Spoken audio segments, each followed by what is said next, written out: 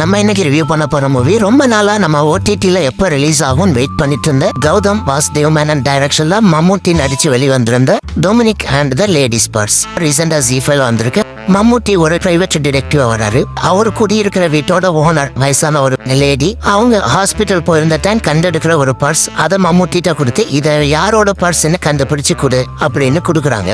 ரீசனும் சொல்றாங்க எதுக்காக கண்டுபிடிச்சு தரணும்னு. மம்முட்டியும் அக்செப்ட் பண்ணி அந்த பர்ஸ் யாரோடதுன்னு கண்டுபிடிச்சாரா இல்லையா அதுக்கு பின்னாடி நடந்த சம்பவங்கள் தான் இந்த என்டையர் படத்தோட ஸ்டோரி லைன் கேட்டாலே தெரியும். இது ஒரு crime investigation movie. Gautham Menon ஸ்டைல்ல அவர் எப்படி பிரசன்ட் பண்ணமோ அந்த மாதிரி பிரசன்ட் பண்ணிருக்காரு. படத்தோட பாசிட்டிவ்ஸ் நான் பாக்குறது மேக்கிங் தான்.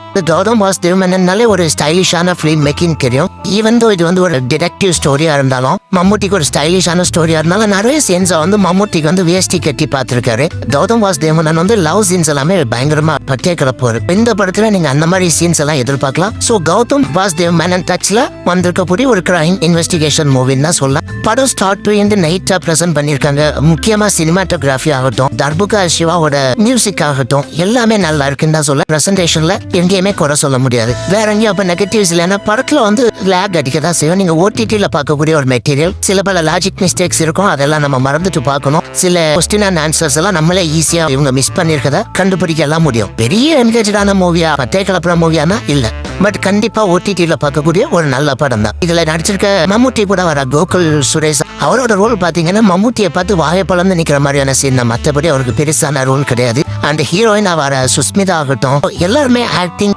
நம்ம குறை சொல்றதுக்கு இல்ல. ஒரு ஆவரேஜான வாட்சா இருந்தாலும் ஓடிடில பார்க்கக்கூடிய ஒரு நல்ல படம் தான். சோ நீங்களும் பாருங்க. உங்களுக்கு கமெண்ட்ஸ் நீங்க கமெண்ட் செக்ஷன்ல போடுங்க.